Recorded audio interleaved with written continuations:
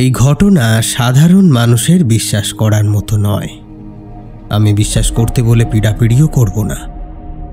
কেবল যেমন যেমন ঘটনাটি ঘটেছে ঠিক তেমনভাবে তুলে ধরব তোমাদের কাছে। বাকি বিচার তোমরা করো। মনে হলে বিশ্বাস করো, না হলে ফুৎকারে উড়িয়ে দিও না হয়। নমস্কার, আমি অয়ন।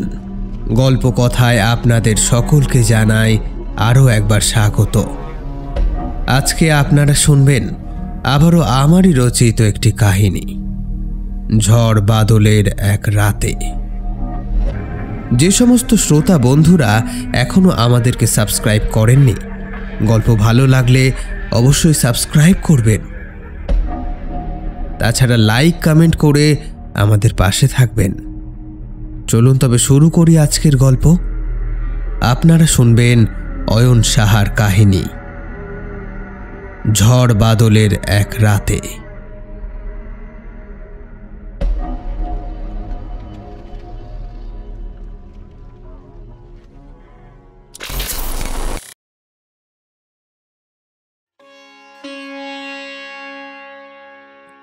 যে সময়ের কথা বলবো তখনও ভারত স্বাধীন হতে ঢের দেরি, ফলে দেশ ভাগেরও কোনো প্রশ্ন ওঠে না। তো সেই অখণ্ড বঙ্গ দেশের এক গ্রামে হঠাৎ করে ঘটতে শুরু করলো ঘটনাটা। যারা গ্রামের বাড়িঘরের আকার প্রকৃতির সঙ্গে পরিচিত তারা হয়তো বুঝতে পারবেন। সেখানে গ্রামে গঞ্জে লোকবসতি এত ছিল না, ফলে দুটো বাড়ির মাঝখানে ফাঁকা অংশের পরিমাণ ছিল প্রচুর। বাড়ির সামনের যে ফাঁকা জায়গা তাকে চলাচলের জায়গা না বলে উঠোন বলাই বোধহয় বেশি ভালো। রাস্তা হিসেবে একটু বেশি চওড়া এই যা। এমনই একটা ফাঁকা মেলা জমির ওপর চিত্রাদের বাড়ি। সেকালে গ্রামে এক ধরনের বাড়ি হতো। মাটি দিয়ে বেশ উঁচু পোতা বানিয়ে তার উপর বাঁশ বা কাঠের তৈরি খোঁটা বেশ মজবুত করে পুঁতে তার উপর টিন চাপিয়ে দেওয়া হতো। বৃষ্টির সময় যাতে টিনের জল মাটির পোতায় না পড়ে তার জন্য চালগুলোকে খুব নিচ পর্যন্ত টেনে আনা হতো। এই ধরনের বাড়িতে ঘর বানানো থাকতো পোতার উপর বেশ কিছুটা জায়গা ছেড়ে। অর্থাৎ কেউ বাড়িতে এসে ঘরে প্রবেশ করতে গেলে তাকে প্রথমে 2-4টে সিঁড়ি ভেঙে মাটির উঁচু পোতায় উঠতে হবে। তারপর কিছুটা ফাঁকা জায়গা পার হয়ে উঁচু চৌকাঠযুক্ত দরজা পার করে তবে ঘরে প্রবেশ করতে হবে।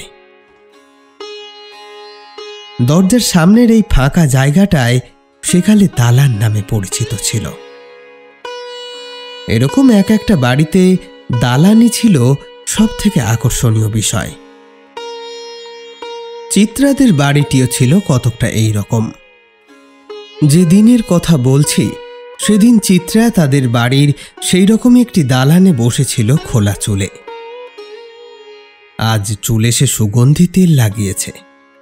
শীতের বেলা, তাই স্নানে যাওয়ার আগে দালানে এসে পড়া রোদের ফালিটায় পিঠ পেতে বসেছিল সে। তার মাথায় চুলের বহর বেশ, কোমর ছাড়িয়েছে এরই মধ্যে। খোলা চুলে তাকে একেবারে মা কালীর মতো দেখতে লাগে। দূরের আম বাগানটার দিকে তাকিয়ে কিছু একটা ভাবছিল বোধহয়। মা মরা মেয়ে সে, সেই কোন ছোটবেলায় মাকে হারিয়েছে। মাকে ততদিনে ঠিক করে চিনেও উঠতে পারেনি বোধহয়। তারপর বড় হতে হতে মা বলতে যাকে বুঝেছে সে হলো তার সৎ মা, বাবার দ্বিতীয় স্ত্রী। এই মায়ের কাছে সে বিশেষ আদর যত্ন কিছুই পায় না। তার সখীদের মায়েরা মেয়েদেরকে কত ভালোবাসে, কই তার মা তো কখনো আদর করে তাকে কাছে ডেকে নেয়নি। কেবলমাত্র সে তার নিজের মেয়ে নয় বলে। যদিও এখনো পর্যন্ত সেই বাড়ির একমাত্র সন্তান। দ্বিতীয় পক্ষের থেকে তার বাপের আর কোনো সন্তান হয়নি। এইসবই আকাশ পাতাল ভাবছিল চিত্রা। এমন সময় তার মায়ের চিরাচরিত তিরস্কারটা কানে এলো। ও কি হতভাগী, এই ভর দুপুরে খোলা চুলে দালানে বসে আছিস? বলি লক্ষণ অলক্ষণের মাথা খেয়েছিস নাকি? একখানা বেপদ আপদ হয়ে গেলি কে ঝক্কি পোয়াবে শুনি? ওভাবে ওখানে কেউ বসে থাকে? ওঠ আগে ওঠ। চিত্রার এসবে আজকাল আর কিছুই মনে হয় না। একরকম শক্ত হয়ে গিয়েছে তার হৃদয়। তাছাড়া মা যে কি বিপদের কথা বলছে তাও তো সে বুঝে উঠতে পারেনি। নিজেদের বাড়ির দালানে বসে আছে সে, সেখানে আবার বিপদ কিসের? তবে সত্যিই যে কিছু ঘটতে পারে তা একেবারেই ভেবে উঠতে পারেনি চিত্রা। ভাববার কথাও নয়। এই সমস্ত বিশ্বাস আসে বেশি বয়সে। যৌবনে ভয়ও থাকে না, বিশ্বাসও থাকে না। সে বয়সে অপদেবতার অস্তিত্ব একটা পরিহাসের বিষয় মাত্র।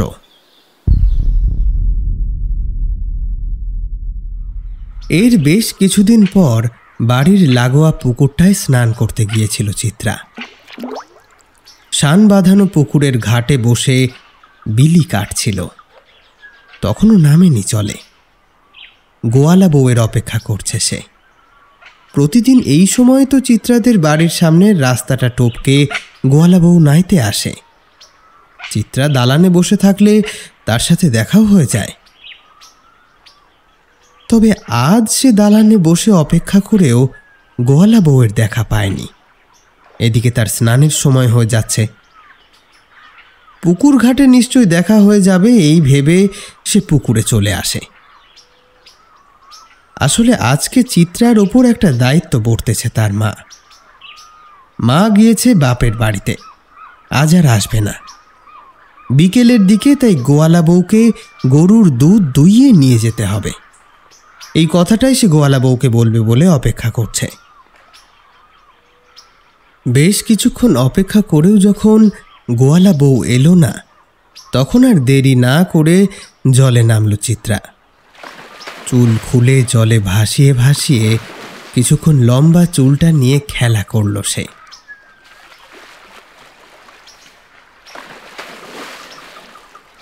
তারপর যেই একটা ডুব দিয়ে উঠেছে, অমনি দেখে ঘাটের উপর কে একজন এসে যেন দাঁড়িয়েছে। শাড়ি আর চুলটাকে তৎক্ষণাৎ সংযত করে নিয়ে চোখের ওপর থেকে জল সরাতেই দেখতে পায় একজন বয়স্কা মহিলা এসে দাঁড়িয়েছেন। মহিলাটিকে ঠিক চিনতে পারে না চিত্রা, তবে সে কিন্তু বেশ হাসি মুখে একভাবে চেয়ে আছে চিত্রার দিকে। বয়স্কা মহিলাটার মধ্যে উল্লেখযোগ্য কোনো বিশেষত্ব নেই যে তার দিকে চেয়ে থাকা যায়। অতীব সাধারণ গ্রাম্য বয়স্কা। তাই চিত্রাও মৃদু একটা ভদ্রতার হাসি হেসে চোখ সরিয়ে নেয়। আর একটা ডুব দিয়ে জল থেকে উঠতে উঠতে দেখে সেই একই রকমভাবে তখনও চেয়ে আছে বয়স্কা। চিত্রা যে দেখতে বেশ ডাগর ডোগর সে অনেকেই বলে। তার উপর তার ওইরূপ খোলা লম্বা চুল তার সৌন্দর্যটাকে যেন আরো বহু গুণে বাড়িয়ে দেয়। নির্ঘাত তাকে দেখে এই বয়স্কার তার নাতনির কথা মনে পড়ে গিয়েছে হয়তো, তাই অমনভাবে তাকিয়ে আছে। এমনটাই ভাবল চিত্রা। এমন সময় বয়স্কা খুব শান্ত গলায় বললেন, বাহ খুকি, কি সুন্দর চুল তোমার। জানো তো, তোমার মতো বয়সে আমারও এমন চুলের গোছা ছিল গা। আচ্ছা, এবার তাকিয়ে থাকার আসল কারণটা ধরতে পারল চিত্রা। সেই সাথে নিজের প্রশংসা শুনে একটু গলেও গেল সে।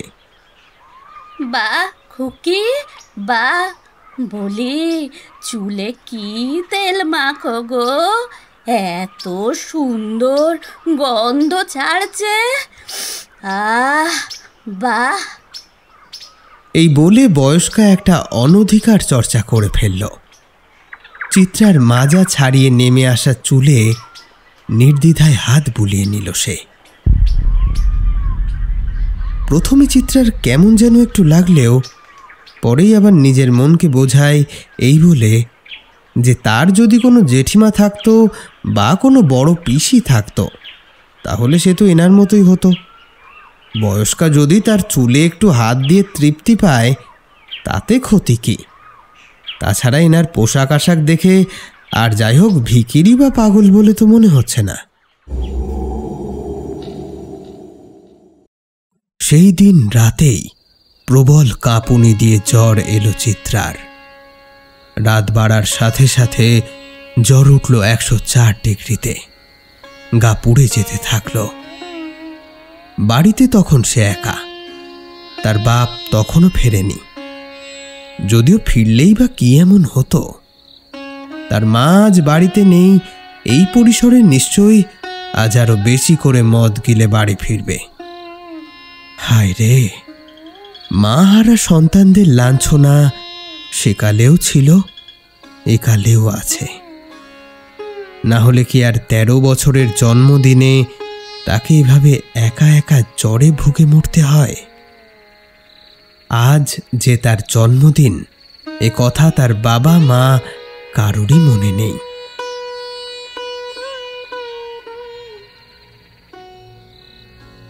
জ্বরের ঘোরে নানা রকম ভুল ভ্রান্তি দেখতে লাগলো চিত্রা।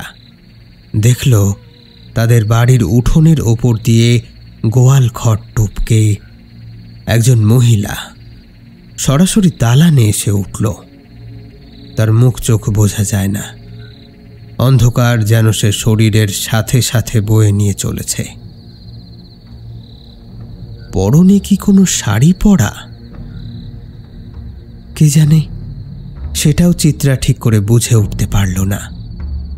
আধ বোঝা চোখ দিয়ে কেবল দেখল সেই নারী মূর্তি দালান পেরিয়ে তার ঘরে এসে ঢুকেছে।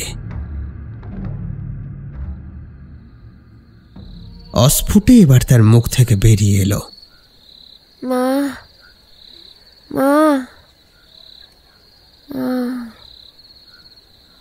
এরপর আর চিত্রার কিছু মনে নেই।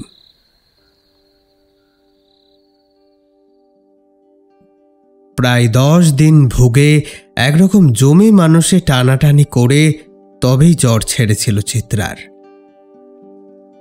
এরপর কেটে গিয়েছে 11 মাস। এখন চিত্রার বিয়ের জন্য পাত্রের খোঁজ করছে তার বাবা। 1 মাসের প্রচেষ্টায় একটা সুপাত্র পাওয়াও গেল। চিত্রাকে দেখতে আসার দিন ধার্য হলো, আর দিনটা ছিল চিত্রার জন্মদিনের দিন। বিকেলের দিকে পাত্র তার বাবা মাকে নিয়ে চিত্রাকে দেখতে এলো। বলাই বাহুল্য, চিত্রাকে দেখে তাদের পছন্দ। এবার একদিন কুষ্টি বিচার করে বিবাহের দিন নির্ধারিত করে নিলেই হলো। তো এমনটাই ঠিক করে প্রণাম জানিয়ে বিদায় নিল পাত্রপক্ষ।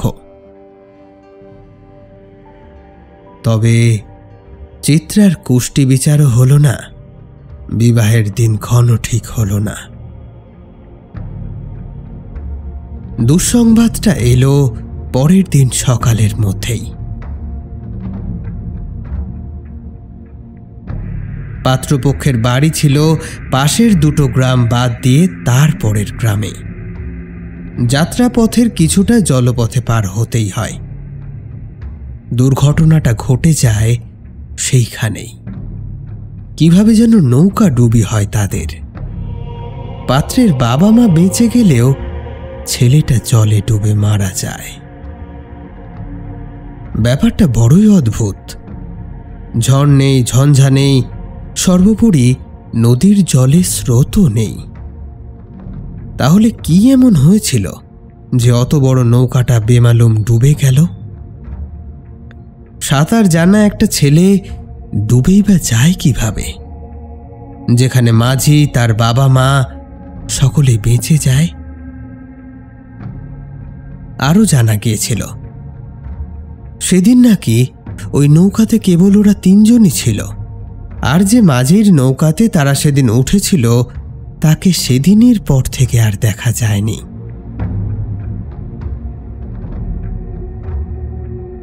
জানো পরিতোষদা, সবাই বলতেছে ওই মাঝিরে নাকি কেউ চেনে না, নতুন মাঝি। কন্তে যে সে এলো আর কনেই বা গেল কেউ বলতে পারলে না। তবে সেই সময় যারা ধারে কাছে ছিল তারা প্রত্যেকেই হলপ করে বলেছে তারা নাকি ওই মাঝিরে সাঁতরে ডাঙায় উঠতে দেখিছে।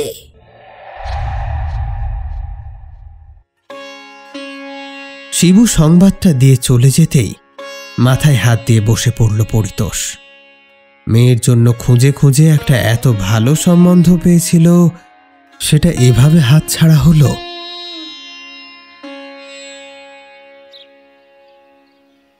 সেদিন বিকেলের দিকে দালানে পাটি পেতে একা একা বসেছিল চিত্রা। এক ফালি রোদ খুব ট্যারচাভাবে এসে তার গায়ে পড়েছে। দূরের খেজুর গাছটার দিকে চেয়ে এক মনে কি একটা যেন ভাবছিল সে। তার মা ঘরে ঘুমোচ্ছে, বাবা তো সেই সকালেই কাজে বেরিয়ে যায়। খাঁ খাঁ করছে চারপাশ। তবে চিত্রার পেছনের দেওয়ালে একটা জমাট ভরাট ছায়া পড়েছে। যে এক ফালি রোদ তার গায়ে এসে পড়েছে, তাতে কি এত জোর আছে যে এমন গাঢ় ছায়া তৈরি করতে পারে? সেদিন বিকেলের কথাটাই বসে বসে ভাবছিল সে। বিকালে পাত্রপক্ষ হ্যাঁ বলে যাওয়ার পর সেই দালানেই এসে বসেছিল। এমন সময় একজন মহিলা উঠোনের ওপর দিয়ে হেঁটে সটান তার দালানে এসে ওঠে। মহিলাটাকে সে চেনে না, কিন্তু মহিলা এসেই বললেন, পরিতোষ কোথায় গো? ওকে একটু ডেকে দাও তো। চিত্রা চেনে না, অথচ মহিলাটা তার বাবার নাম ধরে ডাকছে। তার মানে উনি নিশ্চয়ই তার বাবার পরিচিত কেউ। চিত্রা অচেনা মহিলাটিকে মাসিমা সম্বোধন করে বলে, মাসিমা, বাবা একটু বেরিয়েছে, বড় রাস্তার দিকে গিয়েছে। ও, তার রত্না ভালো আছে তো? রত্না চিত্রার এখনকার মায়ের নাম। মহিলা তার মায়ের নামও জানেন, তার মানে চিত্রার মাও নিশ্চয়ই এই মহিলাকে চেনে। হ্যাঁ মাসিমা, মা ভালো আছে। আপনি আসুন না, ভেতরে আসুন। মা এক্ষুনি এসে পড়বে, ওই পাশের বাড়ি গিয়েছে। না না, আমি যাই। বাবা আসলে বলো রমা পিসি এসেছিল। বাবার পিসি? কই, চিত্রা কখনো শোনেনি তো যে তার বাবার পিসি আছে। তাহলে বোধহয় একটু ভুল হচ্ছে ওর। সম্পর্কে উনি নিশ্চয়ই চিত্রার মাসিমা হবেন না। তো মনে মনে একটু গুছিয়ে নিয়ে কিছু একটা বলতেই যাবে চিত্রা, ততক্ষণে মহিলা দালান থেকে উঠোনে নামার জন্য তোড়জোড় করছে। এমন সময় থমকে দাঁড়িয়ে পড়লেন। হাসি মুখে পিছনে ফিরে চাইলেন চিত্রার পানে। আত্মীয়া এসেছিল বুঝি? আসলে বাবা ওনাদেরকেই বড় রাস্তা পর্যন্ত এগিয়ে দিতে গিয়েছে। তোমারে দেখতে এসেছিল বুঝি খুকি? চিত্রা সলজ্জিতভাবে মাথা নাড়ল। খুকিরে নিশ্চয় খুব পছন্দ করেছে। সে তো করবেই। কি চাঁদপানা বদন খুকির, কি ঘন চুল, কি সুন্দর চুল। এই কথা বলে একটু এগিয়ে এসে চিত্রার মাথায় হাত বুলিয়ে দিল আগন্তুক মহিলা। ভঙ্গিটা আশীর্বাদ করার। চিত্রাও তাই ভাবল এবার তার মহিলাকে একটা প্রণাম করা উচিত হয়তো। তবে সে সুযোগ তিনি দিলেন না। চটপট দালান থেকে নেমে পড়লেন। বড় বড় পায়ে উঠোন পেরিয়ে সামনের রাস্তায় গিয়ে উঠলেন। ব্যাপারটা এই পর্যন্ত থেমে গেলে বোধহয় এই নিয়ে দ্বিতীয়বার আর চিত্রার ভাবতে হতো না।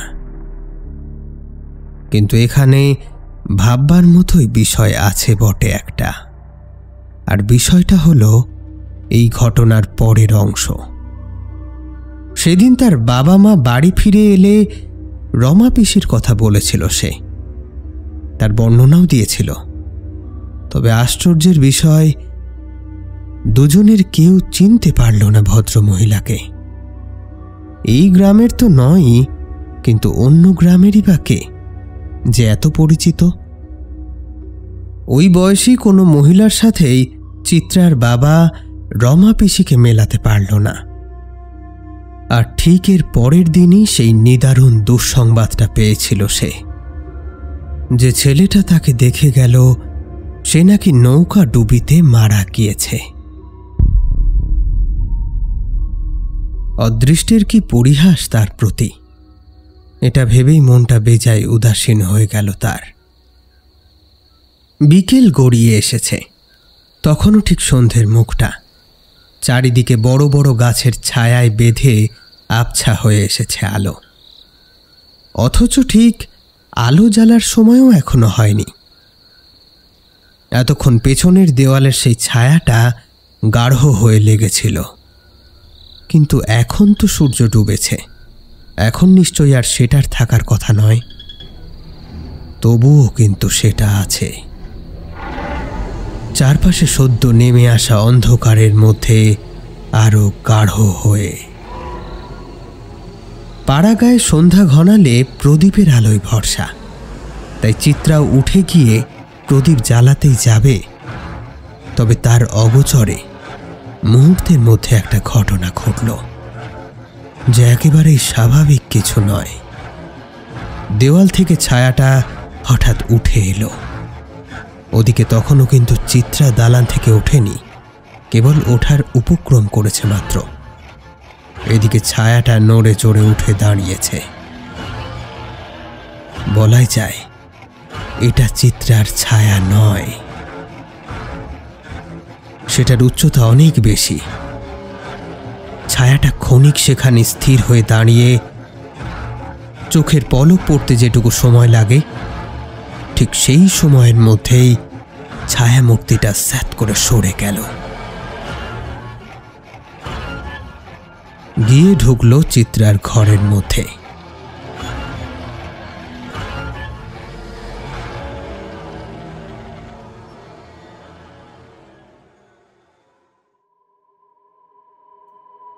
আবারও কাটল বেশ কিছু মাস। কাকতালীয়ভাবে আজ আবারও একটা নতুন সম্বন্ধ এসেছে। কাকতালীয় বললাম এই কারণেই, আজকের দিনটাও চিত্রার জন্মদিন। তবে চিত্রাকে দেখে মনে হচ্ছে সে আজ বোধহয় একটু উৎসাহী। পেছনের ঘটনাগুলোকে বোধহয় ভুলে থাকার জন্যই এরূপ উৎসাহ দেখানো। সকাল থেকে তাই নেয়ে ধুয়ে পাট ভাঙা শাড়ি পরেছে সে। নিজের ঘরে বসে আছে এখন, চুলটা এখনো বাঁধা হয়নি। ওদিকে বাবা মা ছেলের বাড়ির লোকেদের নিয়েই ব্যস্ত, ছেলেও এসেছে। চিত্রা এখনো ছেলের মুখ দেখেনি, তবে বাবার মুখে শুনেছে এই ছেলে নাকি আগের ছেলেটির থেকেও বেশি সুন্দর। চুলটাকে কিভাবে বাঁধবে সেটাই ভাবছে। এমন সময় বাড়ির পেছনের দিকটায় একটা গলার স্বর শুনতে পেল সে। কেউ যেন হাঁক ডাক করছে। বলি কই গা চিত্রার মা, আছো নাকি? চিত্রা চুল বাঁধা খান্ত দিয়ে গেল পেছনের দিকে। যেতেই দেখল সেদিকের দরজার সামনে এসে একজন মহিলা দাঁড়িয়েছে, অচেনা মহিলা। চিত্রাকে দেখে সে বলল, আমি গা গোয়ালা বউয়ের বোন। দিদির আজ বেজায় শরীর খারাপ গা, আজ হয়তো দুধ নিতে আসতে পারবে না। এই যে এই পাত্রখান রেখে যাচ্ছি, দুধ মেপে এতে ভরে রেখো, আমি সন্ধ্যের দিকে এসে নিয়ে যাব খন।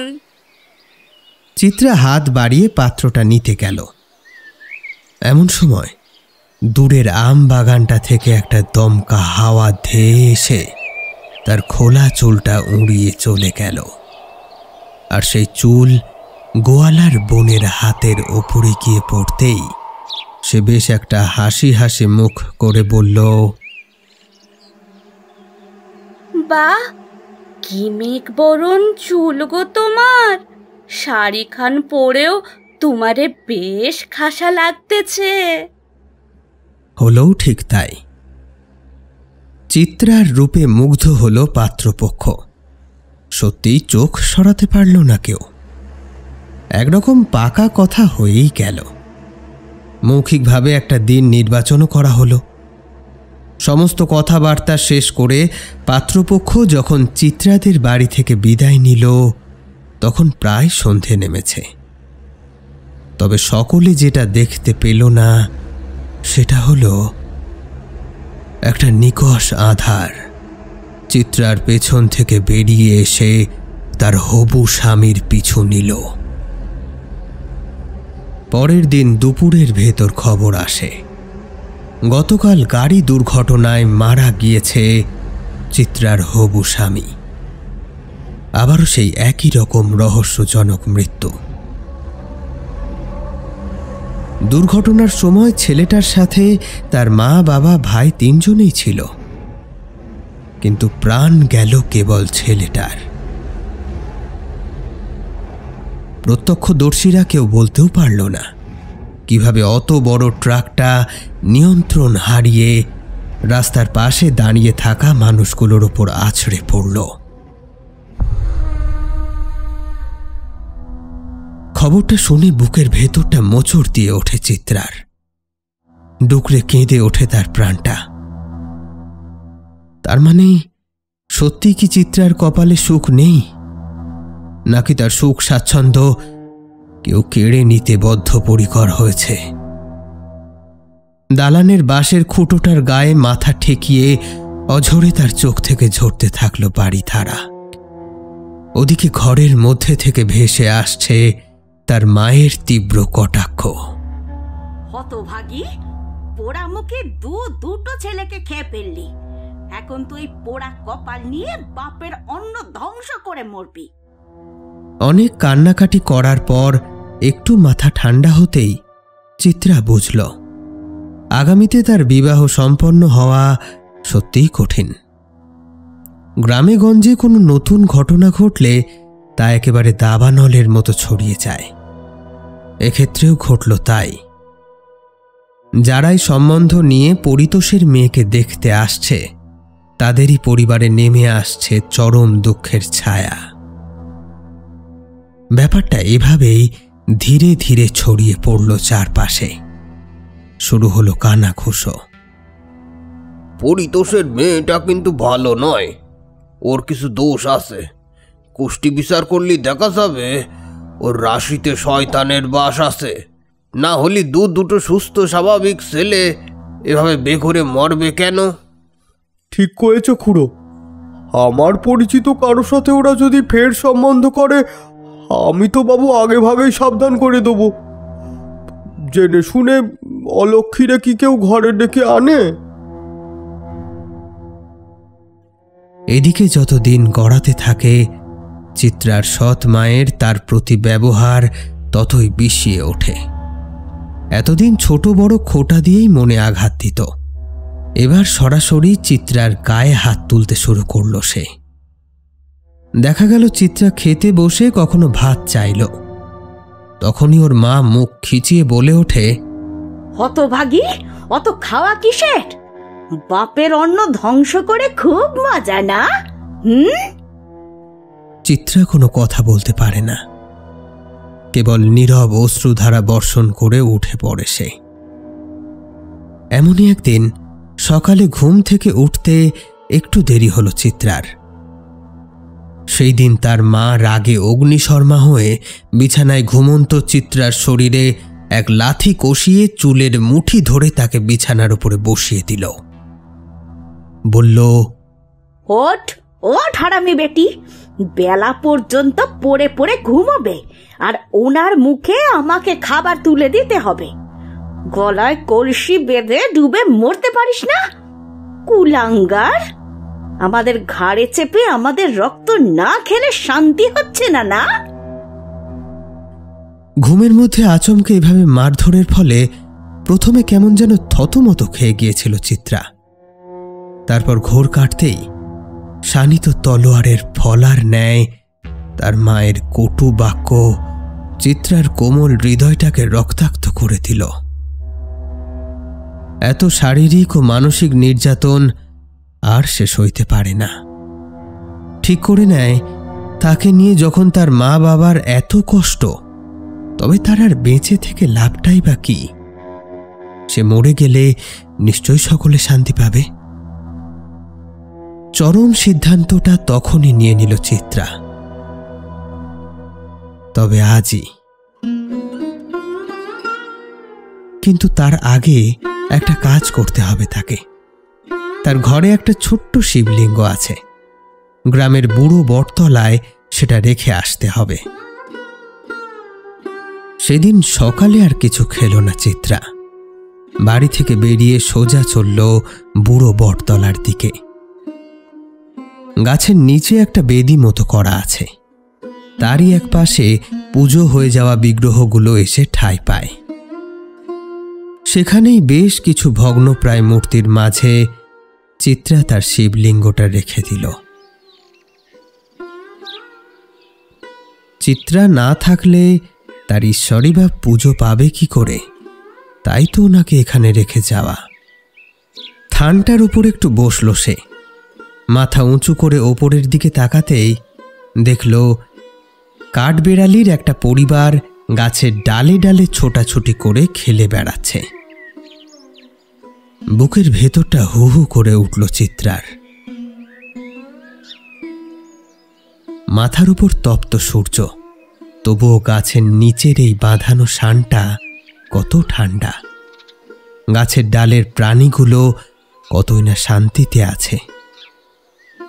এই সব কিছুর জন্য এই বিরাট গাছটাই তাই। চিত্রার দুই চোখ বেয়ে অঝরে ঝরতে লাগলো জল। মনে মনে হয়তো একবার ভাবল, তার জীবনেও যদি এই বুড়ো বট গাছটার মতো কেউ থাকতো, তাহলে তাকেও এভাবে সমস্ত দুঃখ কষ্ট থেকে আগলে রাখত নিশ্চয়ই। কিন্তু সে যে আর হওয়ার না। জন্ম থেকেই দুর্ভাগ্য যার সাথে, তার জীবনকেই বা আলোকোজ্জ্বল করে তুলতে পারে। সেদিন যখন তার মা বাবাকে বলছিল, কথাগুলো সব কানে এসেছিল চিত্রার। মা বলছিল, ছোটবেলায় হতভাগী নিজের মাকে খেয়েছে, এখন জল জ্যান্ত ছেলে দুটোকে খেলো, কোন দিন তো আমাদেরও খাবে। ও শয়তানি আসলে রাক্ষসী। ওকে তুমি বাড়ি থেকে দূর করে দাও, না হলে কিন্তু আমাদেরও নিস্তার নেই। আসতে বলো না, শুনতে পাবে না। পাক শুনতে, শুনে যদি নিজে থেকে বিদেয় হয় তো বাঁচি। আচ্ছা আচ্ছা, আমি দেখছি কি করা যায়, দেখছি। হ্যাঁ তাই দেখো, এই মেয়েরে যত তাড়াতাড়ি পারো বিদায় করো। না, জীবনের প্রতি আজ আর কোনো মায়া নেই চিত্রার। এই সংসার তাকে শান্তি দেয়নি, সে না হয় সংসারকে শান্তি দিক। এখন তার বিদায়ের পালা। বুড়ো বটতলার থানে মাথা ঠুকে উঠে পড়ল সে।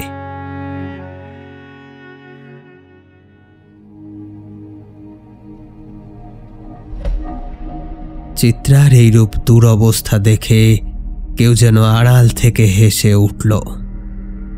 আসলে সব কিছুর জন্যে যে ওই আড়ালে থাকা কোনো অপশক্তিই দায়ী, সেটা তো আর চিত্রা জানে না।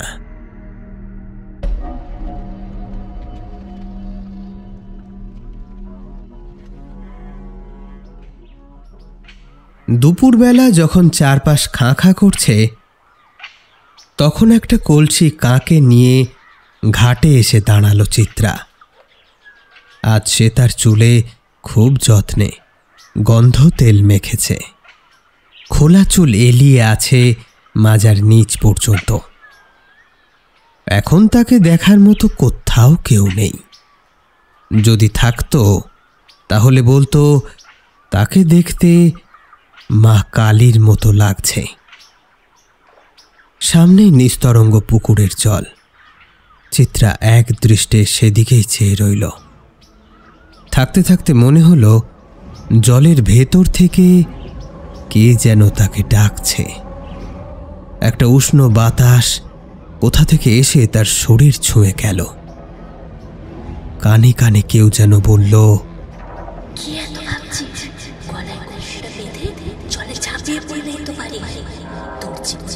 সমস্ত কষ্ট বুঝবে। চিত্রাও বুকের কাছে কলসিটা চেপে ধরে জলের দিকে এক পা বাড়ালো, এক পা, দু পা। এমন সময় পেছন থেকে একটা ডাক শুনতে পেল। এই যে শুনছেন? ডাকটা কানে গেল বটে, তবে মাথায় পৌঁছালো না। ফলত চিত্রা যেভাবে মরণের পানে এগোচ্ছিল তেমনি আরও এক পা বাড়ালো সেই দিকে। পেছনের ডাকটা জোরালো হলো আরও একটু। এই যে শুনছেন? এবার যেন ঘোর লাগা ভাবটা কাটল চিত্রার। সে দাঁড়িয়ে পড়ে হকচকিয়ে পেছনে চাইল। বেশ লম্বা চওড়া সুঠাম দেহি এক যুবক, পরনে সাদা ধুতি পাঞ্জাবি, ঘাটের মুখটাই এসে দাঁড়িয়েছে। দুপুরের রোদ তার গায়ে পড়ে সাদা আভরণ এতই ঝলমল করছে যেন দেখে মনে হয় কোনো হিরে থেকে আলো বিচ্ছুরিত হচ্ছে। বলছি, একটা উপকার করতে পারবেন? আসলে একজনের বাড়ি খুঁজে পাচ্ছি না, যদি একটু দেখিয়ে দেন। আপনি তো নিশ্চয়ই গ্রামেরই। আসলে আশেপাশে আর কাউকে দেখতে পাচ্ছি না তো, তাই আপনাকেই জিজ্ঞেস করছি। চিত্রা এখন কোনো রকম কথা বলার মতো অবস্থায় নেই, তবুও অনেক কষ্টে বলল, বলুন কাকে চান? আসলে আমি পরিতোষবাবুর বাড়িটা খুঁজছি, পরিতোষ মাইতি। এবার যেন সম্পূর্ণ চটকা ফিরল চিত্রার। এই লোকটা তাদের বাড়ি খুঁজছে? তার বাবার নামই তো পরিতোষ। খুব গম্ভীরভাবে চিত্রা বলল, কেন? পরিতোষ মাইতির বাড়ি আপনার কি দরকার? আছে কিছু বিশেষ দরকার। চিত্রার মাথার মধ্যে কেমন যেন করে উঠল। তাহলে কি এই ছেলেটাও বিয়ের প্রস্তাব নিয়ে এলো? সর্বনাশ! ছেলেটার হাসি হাসি মুখটার পানে চেয়ে বড় মায়া হলো তার। বেচারা জানেও না যে সে সাক্ষাৎ মৃত্যুকে সমন দিতে এসেছে। চিত্রা তৎক্ষণাৎ মনে মনে ঠিক করে নিল, না, এই ছেলেকে কিছুতেই বাড়ির ঠিকানা বলবে না সে। তাই এবার আরো কড়াভাবে চিত্রা বলল, এখন সে বাড়িতে নেই, আপনি আসতে পারেন। চিত্রার এইরূপ কথা শুনে ছেলেটার হাসি মুখটায় হঠাৎ বদল এলো, ভ্রু দুটো কুঁচকে গেল, কিন্তু পরক্ষণেই আবার ফিরে এলো হাসিটা। সে বলল, আপনি জানলেন কি করে? আচ্ছা, আপনি কি তবে পরিতোষবাবুর মেয়ে চিত্রা? চিত্রা কিছু একটা উত্তর দিতেই যাবে, এমন সময় দূর থেকে তার বাবার ডাক শোনা যায়। এই যে বাবা অমলেশ, এদিকে আসো, এদিকে। ডাক শুনে সেদিকেই চাইল অমলেশ। তারপর আবারও চিত্রার পানে চেয়ে একটা অদ্ভুত মিষ্টি হাসি দিয়ে এগিয়ে গেল পরিতোষের দিকে। চিত্রা দূর থেকে দেখল অমলেশ নামের ছেলেটি তার বাবার সাথে তাদের বাড়িতে গিয়ে উঠল। অর্থাৎ সর্বনাশ যা হওয়ার এখানেই তা হয়ে গেল। মহাধন্দে পড়ল চিত্রা। মরা তো তার হলই না, উল্টে আরও একজন নিরীহ মানুষ তার অভিশাপের অংশীদার হল। এখন কি করা উচিত তার? তাড়াতাড়ি বাড়ি গিয়ে ছেলেটাকে আলাদা করে ডেকে সব বলে দেবে যে এর আগেও দুটো পরিবার তার সাথে সম্পর্ক গড়তে এসেছিল, আর তার ফলেই পরিবার দুটো তছনছ হয়ে গিয়েছে। তার এখন ঠিক কি করা উচিত না উচিত এই নিয়ে চিত্রা বেশ কিছুক্ষণ ঘাটে বসে চিন্তা করল। তারপর তার আত্মহত্যা স্থগিত দিয়ে ছুটল বাড়ির দিকে। ছেলেটার জীবন বাঁচানোর একটা চেষ্টা তাকে করতেই হবে। তাকে সবটা বলে অন্তত সতর্কটুকু সে করে দিক। কিন্তু সে তো আর জানে না যে পুরুষ তাকে বিবাহ করার বাসনা নিয়ে তার সম্মুখে আসবে চিত্রার পেছনের ওই অন্ধকার, যা সব সময় চিত্রার পিছু পিছু ঘোরে, যা তার ভাগ্যের সাথে লেপ্টে গিয়েছে। সেই অন্ধকার, সেই কালগ্রাসী অন্ধকার নিঃশব্দে পিছু নেবে সেই পুরুষের। এক্ষেত্রেও তাই হলো। গত 2 বারের নিয়ম উল্লঙ্ঘন হলো না। একটা কালো জমাট বাঁধা অন্ধকার চিত্রার পিছন দিক থেকে বেরিয়ে অমলেশের পিছু পিছু চলতে থাকলো। ঘাট থেকে হন্তদন্ত হয়ে যখন চিত্রা বাড়ি পৌঁছায়, প্রথমেই তার মা তাকে দেখে একটা ব্যঙ্গাত্মক হাসি হেসে বলে, এই যে পোড়ামুখী, তোমার আবার একটা ব্যবস্থা করে দিয়েছে তোমার বাবা। পাশের গ্রামের ছেলে, দয়া করে এবার আর ওর জীবনটা খেও না। ছেলেটা চলে গেল, এখন কি হবে? আরও একটা প্রাণ যে তার জন্য বেঘরে যাবে। কিন্তু কি আশ্চর্য, মেয়ে না দেখেই সে চলে গেল। এই প্রশ্নের উত্তর তার মায়ের কথাতেই পেল চিত্রা। ব্যাটার দেখলাম বড্ড তাড়া, কোনো মতে তার মতামত জানিয়েই ছুটল। বললে নাকি আসার পথে মেয়েকে দেখে নিয়েছে, মেয়ে তার পছন্দ। তোর বাপ গেছে ওরে বড় রাস্তা পর্যন্ত পৌঁছে দিতে।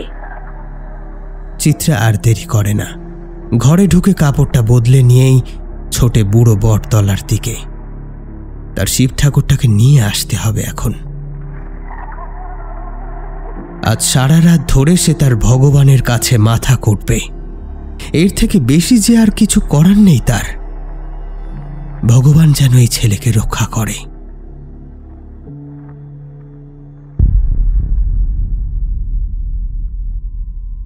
সেদিন সন্ধ্যার পর থেকে আকাশের মুখ ভার হয়।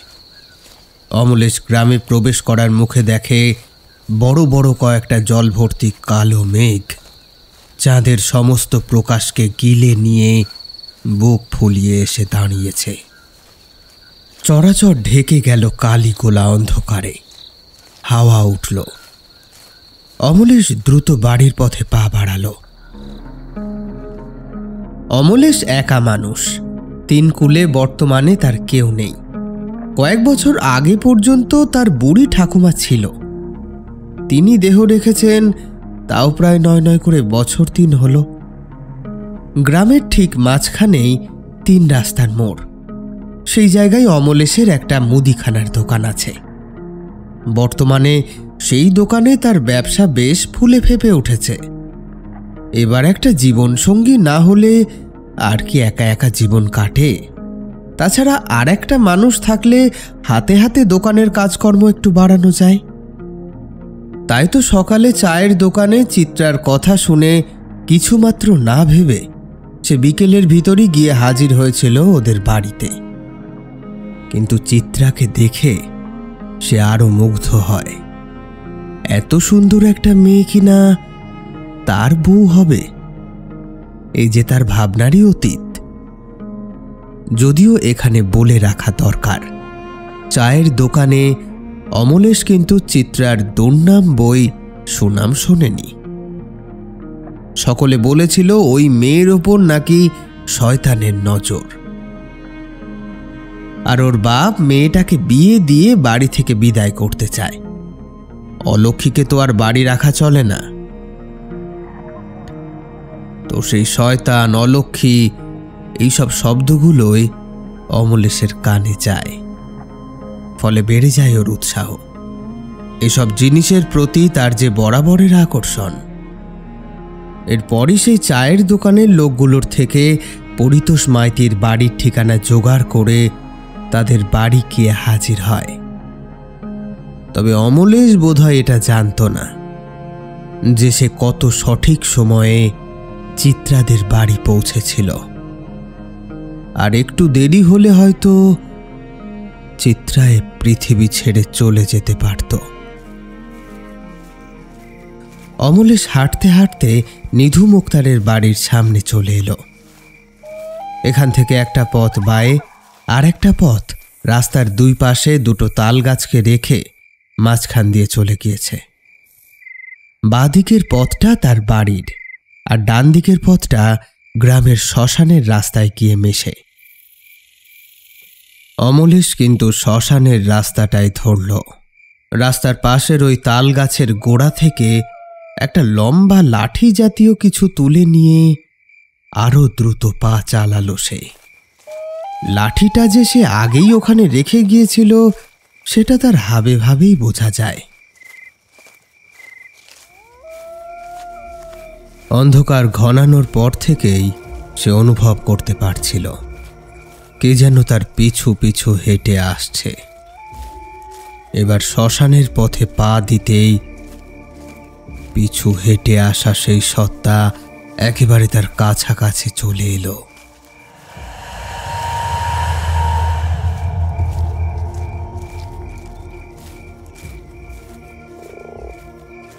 এখন একটা ঘন নিঃশ্বাস প্রশ্বাসের অনুভূতি অমলেশ তার কাঁধে অনুভব করতে পারছে। মুচকি হাসল অমলেশ। এমনটাই সে চেয়েছিল কিনা। এভাবে যতক্ষণে সে শ্মশানে এসে পৌঁছালো প্রকৃতি ততক্ষণে আরো রুদ্র রূপ ধারণ করেছে। ঝড়ের তোড়ে আশেপাশের লম্বু গাছের মাথাগুলো প্রায় নেমে আসছে মাটিতে। আকাশের বুকে শুরু হয়ে গিয়েছে কুড়কুড়ানি। এই স্থানে শ্মশানের অবস্থা বেজায় খারাপ। ভাঙা হাঁড়ি, ছেঁড়া মাদুর, কাঁথা, চাদর এদিক ওদিক ছড়িয়ে পড়ে রয়েছে। কোথাও কোথাও মাটিতে আধ পোঁতা অবস্থায় পড়ে আছে মানুষের পোড়া হাড়গোড়। একটু আগেও যে শেয়াল কুকুরেরা সেগুলো নিয়ে টানাটানি করছিল তা বেশ বোঝা যায়। তবে তারা ভয়াবহ কিছু আঁচ করতে পেরে এই মুহূর্তে শ্মশান থেকে সরে পড়েছে। এমন সময় ঘাড়ের কাছে একটা শীতল স্পর্শ অনুভব করল অমলেশ। শিহরণ খেলে গেল তার শরীরে। হাঁটা থামালো সে। মনকে শক্ত রেখে ধীরে ধীরে পিছু ফিরল।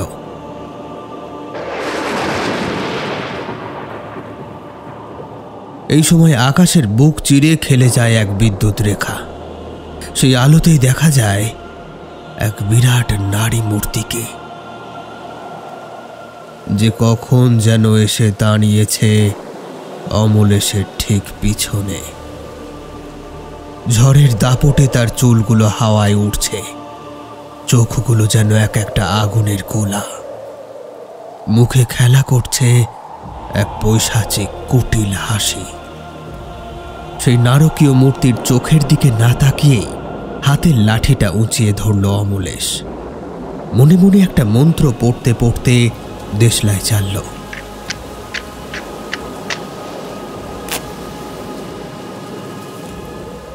অদ্ভুত ব্যাপার বটে, এত ঝড়ের মধ্যেও দেশলাইয়ের আলোটা এতটুকু কাঁপল না।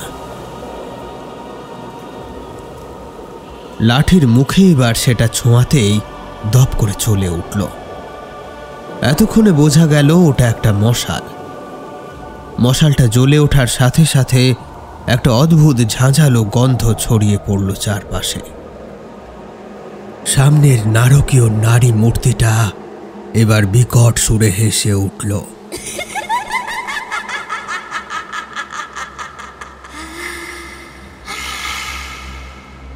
এই অন্ধকার ঝড় বাদলের রাতে এই হাসি শুনলে যে কোনো রক্ত মাংসের মানুষের বুকের রক্ত শুকিয়ে কাঠ হয়ে যাবে। তবে অমলেশ কিন্তু বিচলিত হল না। এমন অনেক অপশক্তিকে ইতিপূর্বে দমন করেছে সে। অনেক ভয়াবহ রাতের সাক্ষী সে।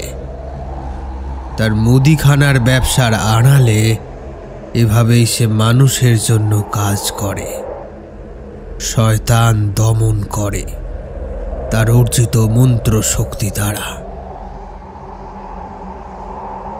ঠাকুমা মারা যাওয়ার পর থেকেই এই সমস্ত নিয়ে দীর্ঘ অধ্যাবসা করে তবেই এই পিশাচদের দমন করার শক্তি করায়ত্ত করেছে। তাই সহজে ভয় পাওয়ার বান্দা সে নয়। প্রাণপণে মনে মনে এক বিশেষ মন্ত্র পাঠ করে চলল। যে মন্ত্র শক্তির বলে এত হাওয়ার মধ্যেও মশালটা নিভছে না।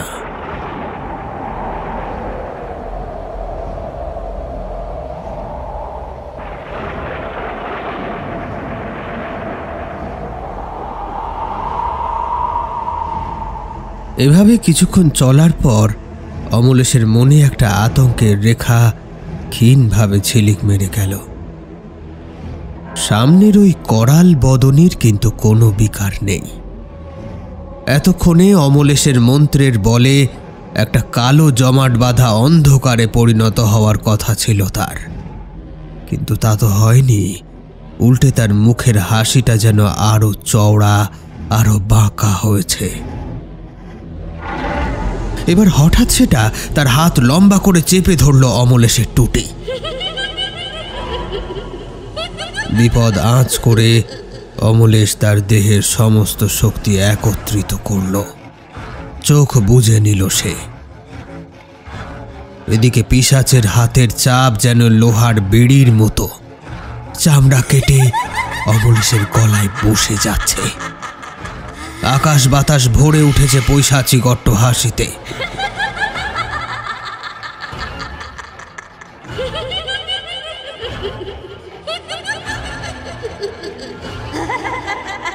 জয়ের নেশায় আস্তে আস্তে উজ্জ্বল হতে আরম্ভ করেছে ওই করাল বদনের চোখ।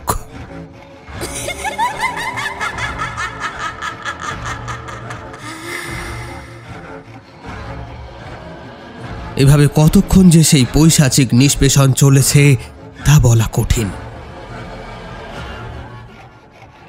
কিন্তু এখন ওই যে আবারও বদলে যাচ্ছে পিশাচটার চোখ মুখ। এবার সেখানে আর রণহুঙ্কার নয়, দেখা দিচ্ছে ভয়।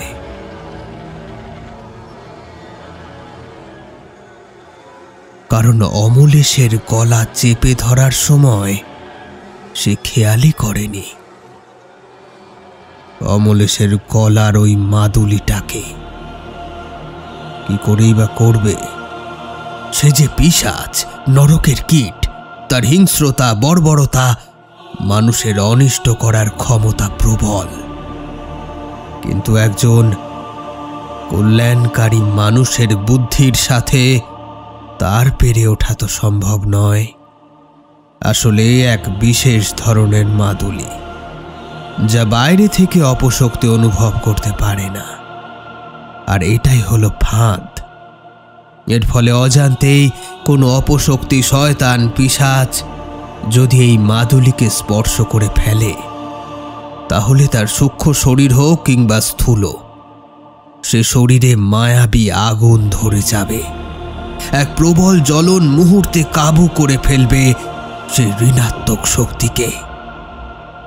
এক্ষেত্রেও হলো ঠিক তাই। ছায়া পিশাচের সূক্ষ্ম শরীরে আগুন ধরে গেল। অমলেশের শরীর থেকে একরকম ছ্যাঁকা খেয়েই সে হাতটা ছাড়িয়েই নিতে যাচ্ছিল, এমন সময় আরো একটা কাণ্ড ঘটালো অমলেশ। একটা চুল তার হাতে খুব দ্রুত বেঁধে দিল, তারপর জ্বলতে থাকা মশালটাকে চেপে ধরল তার হাতের সেই অংশে। কাজও হলো মুহূর্তে। আকাশ ফাটানো এক চিৎকার করে ভস্মীভূত হলো পিশাচের ছায়া শরীর।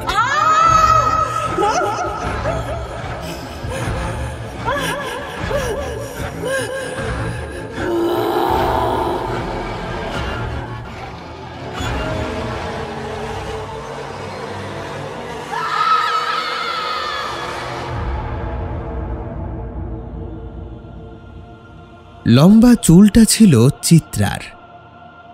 অমলেশ চিত্রাদের বাড়ি থেকেই সকলের অলক্ষ্যে জিনিসটা সংগ্রহ করেছিল।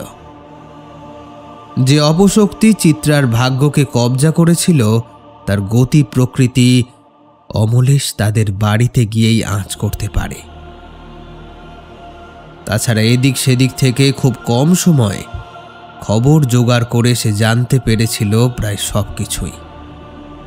তাই মনে মনে মেয়েটাকে উদ্ধার করার একটা পরিকল্পনা তৈরি করে নিয়েছিল। সে যদি বিবাহ প্রস্তাব নিয়ে চিত্রার বাড়ি যায়, তবে ওই অপশক্তি তারও পিছু নেবে, তাকে হত্যা করতে চাইবে বাকি দুই ছেলের মতোই। আর এটাই হবে অমলেশের পিশাচ বধের প্রথম পদক্ষেপ। তাই আটঘাট বেঁধেই নেমেছিল সে। একটাই ঝুঁকি ছিল এই যে ওই শয়তান অমলেশের পিছু পিছু যদি শ্মশান ভূমিতে না যায়, তাহলে তার পরিকল্পনা ভেস্তে যেতে পারে। কারণ পিশাচ বধের তার এই প্রক্রিয়া কোনো পবিত্র ভূমিতেই বেশি সক্রিয় থাকে, যাতে পিশাচের শক্তিকে ছাড়িয়ে মন্ত্র শক্তি দ্বারা তাকে সহজে দমন করা যায়। আর শ্মশানের থেকে পবিত্র ভূমি কি বা আছে? তবে এ কাজে সবটাই যে অমলেশের কৃতিত্ব সেটা হয়তো বুক বাজিয়ে বলতে পারবে না সে। কিছুটা ভাগ্যের সহযোগিতাও আছে, বলা ভালো ঈশ্বরের সহায়তা আছে।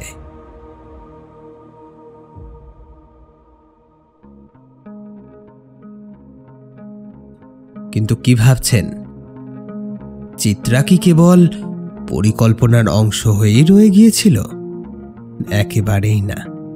চিত্রাকে অমলেশ বিয়ে করে তার জীবনের সমস্ত অন্ধকারকে দূর করে দেয়।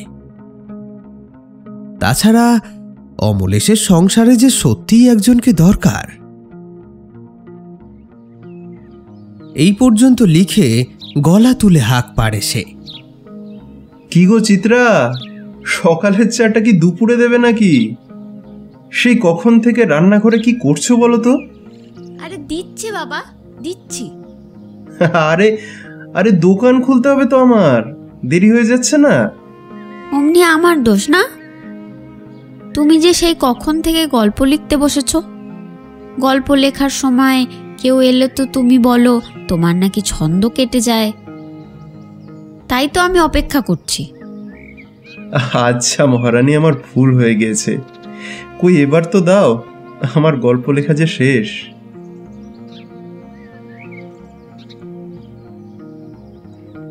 আপনারা শুনছিলেন অয়ন সাহার কাহিনী ঝড় বাদলের এক রাতে। গল্পটি কেমন লাগলো কমেন্ট সেকশনে জানাতে কিন্তু ভুলবেন না। ভালো লাগলে অবশ্যই লাইক, শেয়ার, সাবস্ক্রাইব করে আমাদেরকে এগিয়ে যেতে সাহায্য করবেন। আজ এই পর্যন্তই। খুব শীঘ্রই হাজির হব আবারও কোনো হাড় হিম করা গল্প নিয়ে। ততক্ষণ সুস্থ থাকুন, শুনতে থাকুন গল্প কথা।